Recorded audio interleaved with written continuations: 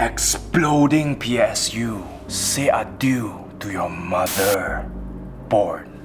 Your PC was brand new, now turns to stew, barbecue. The fear is unreal until it happens to you and your exploding PSU. No, I'm not talking about the pasu. Habis tu apa? Unlike the pasu, which does nothing but look pretty, the PSU is actually very important to your PC because it is penting seperti udara. Bak kata orang tua-tua. When you want to build a powerful PC, it is important to have a good CPU and GPU. But you forgot the most important U of them all, which is the PSU, or power supply unit, that you need to build a powerful PC. See what I did there? Subscribe lah, clever ma. So this PSU video is actually a PSA for you guys who like to go and buy Cap Ayam PSU. Later your PC die, you cry, you say I know nai, no teach you right, and then tonight at your mother no teach. I'm gonna teach you everything you need to know to pick the perfect PSU for you.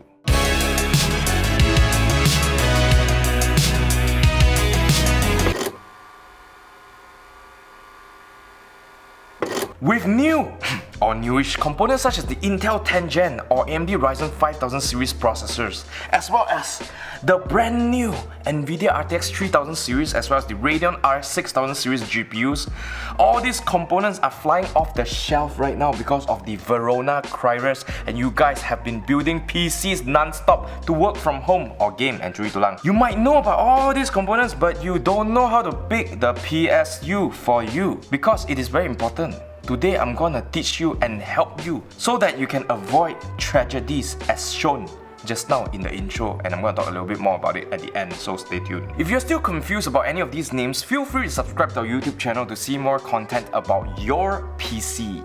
Anyways, back to the PSU. There are so many types out there in terms of form factor.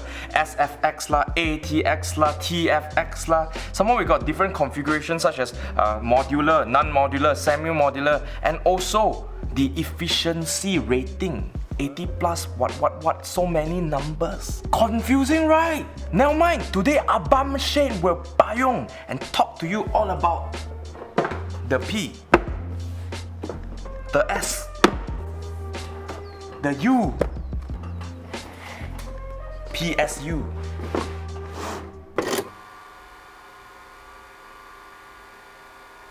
Firstly, let's talk about the form factor.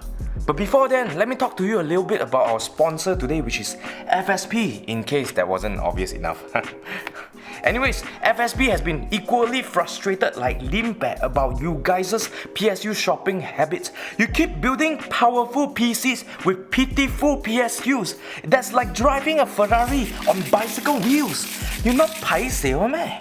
The form factor determines the actual physical size of your PSUs. And while there are some super long or extra large ones, today we're just gonna focus on the sizes that are common in your PC. The three main form factors for PSUs for PCs are the standard ATX size, such as the FSP Hyper K, Hydro K, or Hydro PTM series that we have over here. SFX or small form factor, such as this Dagger Pro 650W from FSP. And finally, for those of you guys who like those very thin Korean oppas, we have the TFX or thin form factor, which is meant for those very tiny PCs, such as your pre-built PCs for your office or your home theater PCs. The first two is actually a lot more common in DIY PCs, so we're gonna focus on that because this video is all about you. Now that we know all about the size, let's talk about something that is sometimes long, sometimes short, sometimes very soft and flexible, sometimes very hard and rigid, some flat like a roti canai, some thick and built like a tree trunk. And that's because I'm talking about the cables of your PSU. Oi, jangan terpesong. When it comes to the cable configuration of your PSU, there are three main types. Non-modular, such as this FSP Hyper K 500 watts PSU.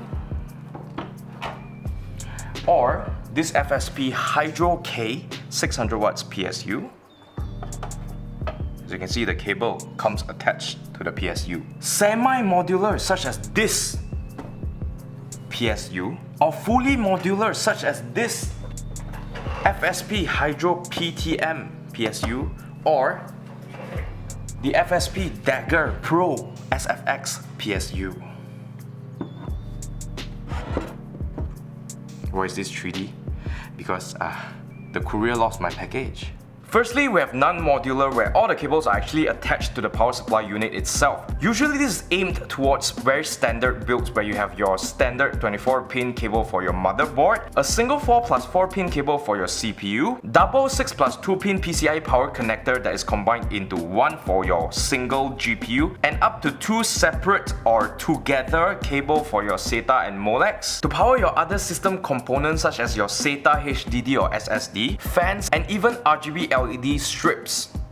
Next, we have semi-modular, and modular in this context means that you can add or remove cables based on your needs to prevent cable clutter. In a semi-modular PSU, only 2 cables are actually attached to the PSU unit, which are the standard 24-pin cable for your motherboard and the single 4+4-pin cable for your CPU or processor. This type of power supply offers double the connectivity options compared to a typical non-modular power supply. We have 2 double 6+2-pin PCIe power cable for your GPUs, so you can actually have 2 GPUs in this system, and up to 4 peripheral slots for your other system components. This is meant for bigger systems with more components to power. Finally, we have the fully modular power supplies, in which case all the cables are unattached when you open it out of the box. This type of power supply has the most amount of connectivity options. Of course, you have your standard 24-pin cable for your motherboard, a dual 4+4-pin cable for your processor, sometimes 2 separate ones, up to 4 6+2-pin PCIe power cable for up to 4 GPUs. You can even get up to 6 peripheral slots for all your other system components. This is meant for bangsawan PCs that need all the juice you can give it. Now that we know all about the size as well as the cables, let's take a deeper dive into the PSU and look at the components inside.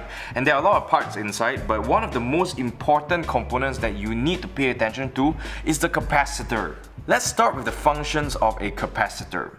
Now, your power supply converts alternating current or AC into direct currents or DC so that it can be used by your PC components. Now, your components don't always need all the juice, so the capacitors will actually temporarily store the electricity and release them as required.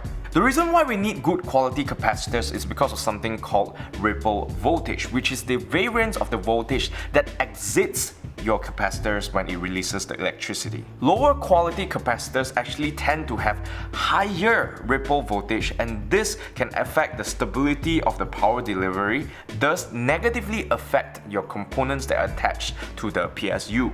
Low quality capacitors also tend to have shorter lifespans, and because the capacitor is where electricity is stored before they are being released for your components, if your capacitors die, so do your PSU. So tilde, the higher the quality of your capacitor, the longer your PSU shall live on. When it comes to capacitors, some of you guys must be quite familiar with the term Japanese capacitors because manufacturers keep using that term to market their power supplies. But why? Naze?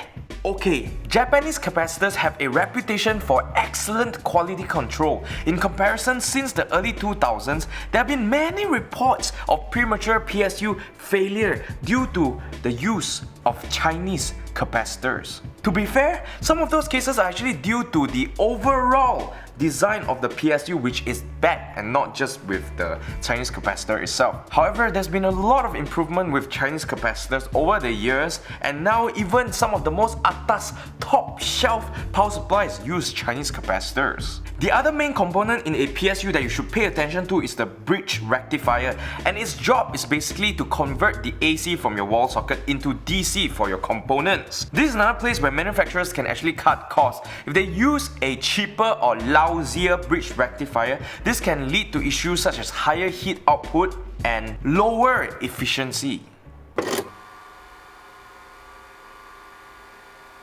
finally, let's talk about efficiency rating. Now, the efficiency rating of a PSU measures how efficient it is at converting the AC power from your wall socket into DC power for your components. For PC PSUs, this is actually categorized by something called 80 plus rating. Now, we have 80 plus white, 80 plus bronze, silver, gold, platinum, and titanium. To determine the efficiency rating of a power supply, you need to measure the power supply's efficiency at power loads of 20%, 50%, and 100%. 80 plus normal or white power supplies are actually great for basic computers that are up to maybe 500 to 550 watts. If you're gonna go for mid-range computers, you should use 80 plus bronze and silver power supplies. If you go even higher for a high-end PC with a 3070, 3080 or 3090 and even the new 6000 series GPUs that are the higher end ones, you should go for at least gold, 80 plus gold, 80 plus platinum or titanium. Now the difference between 80 plus titanium and platinum is actually very close. So I would say that unless you're using very extreme cases where you're running multiple GPUs, you should just stick to platinum and that should be sufficient. But I personally use titanium. Because why? I bangsawan no? Just remember that your power supply converts AC power to DC power to be used by your components, and the byproduct of this conversion is actually heat because the conversion is not 100% efficient. If you use a lousier power supply, there will be more heat output like I mentioned just now, and this will speed up the degradation of the components that are connected to the power supply, and it will lead to an eventual system meltdown. So here are my recommendations when it comes to selecting a PSU for your new PC build, specifically surrounding the new RTX 30 series graphics cards. With the RTX 3060 Ti paired with an Ryzen 3 3300X or Intel i3 10100F, you should go for at least a 500 watts power supply, especially if you're not going beyond the 80 plus white efficiency rating, as you won't be saving much money going lower anyways. With the RTX 3070 paired with a Ryzen 5 5600X or the Intel i5 10600K, you could go for at least a 600 or 650 watts power supply, and I would recommend that you choose a power supply with an 80 plus bronze efficiency rating and up. But for future proof, you might want to go for at least a 750 watts power supply in case you want to upgrade your processor or graphics card in the near future. For the RTX 3080 paired with the Ryzen 7 5800X or the Intel i7 10700K, you could potentially run this with a 750 watts power supply, so long as you pick a efficiency rating of 80 plus silver, gold and up. If you don't like any surprises and want a cooler or quieter running system, I would recommend that you go for at least an 850 watts power supply, because some PSUs, they will turn off the fan when the system is underloaded. Finally, with the Kingpin RTX 3090 paired with the Ryzen 9 5900X or the Intel i9 10900K, 850 watts could be good enough if you go for at least an 80 plus platinum or titanium rating, but I think that you shouldn't risk it and go beyond 1000 watts platinum or titanium rating, especially if you run your PC through heavy workloads such as 3D rendering or heavy video editing and After Effects and all that good stuff. There is no such thing as an overkill. So that's basically all the technical things that I need to explain to you when it comes to power supplies for this episode of Your Mother Noticed. But before we close this video, let us check out some horror stories of people who don't listen to me and go and buy Cap Ayam power supplies. So the first story comes from a Redditor called Sim Sega. So basically he smelled burning plastic smell from his PC, mainly from his PSU. He changed his PSU and now his video card is not recognized. He also switched to the onboard video card and it works. But when he put his video card in different slots, it didn't work. So then what he did was he bought a new GPU and to his surprise, it still didn't work. I deduced that his old PSU probably fried his motherboard. So the next story comes from another Redditor, and her power supply popped and she was smelling burning smell in the middle of the night. An hour before it happened, she was playing with her boyfriend, GTA, and everything was fine. So before they went to bed, they plugged in their power bank as well as their iPhone to charge with the computer, and they put their PC into sleep mode, so they went to bed. After a while, she heard 3 pops while she was sleeping, and she smelled this nasty electrical burning smell. To their surprise, when they looked at their PC, the smell came from the PSU. After that, their computer refused to boot. They even use surge protector already. What could be wrong? Okay, one thing about surge protector is that they actually have a limited lifespan as well. You need to check if it's actually working, first and foremost. Secondly, in this case, it obviously didn't help. And another one said that he got a suicide bomber PSU after 3 years of using the power supply. It's a fully modular one. It died with the motherboard, CPU, RAM, HDD, and graphics card. Walao. Now, an exploding PSU could mean a lot of things. One, it could be a surge coming from your wall in which it was actually doing its job to protect the components that it's attached to. How do you know that? Well, if you buy a new PSU and the PC works, then your PSU was not to blame, it was doing its job. Two, if you're using your power supply within reasonable system loads based on the specification of the power supply, and it got so hot that all the connectors and cables and stuff like that start melting or it explodes, and there is no surge, and this is the hard part to tell, chances are the power supply is dodgy, and in that case, all your other components could be at risk, and that could be your motherboard or graphics card. Then you must GG lor. So moral of the story, get a power supply from a reputable brand that is good. FSP is one of those brands that have been around, as well as they have been doing a lot of OEM for other more reputable brands as well, and I find them to be very reliable for all the systems that I have used them in. So I've built at least 3 systems with an FSP power supply in the past 15 years of building PCs, and I can say that none of them have prematurely died on me, so that's great. So do check them out if you want to go and buy a new PC next, because they will offer you some quite affordable options as well as quality options depending on your build. So huge thanks to FSP for sending all these power supplies out for us to do this demonstration and explanation about the power supply for all the Cap Ayam lost souls out there. If you thought this video is awesome, please give us a like and share, subscribe to our YouTube channel and hit the notification bell to see more content like this. Follow us on Facebook as well as Instagram to see more shenanigans from the Mob House crew. Also, if you become a supporter on our Facebook, we will release some exclusive content as well as digital assets that we use to make these videos for you guys, as well as exclusive giveaways. So, what are you waiting for? And I'll see you in the next one.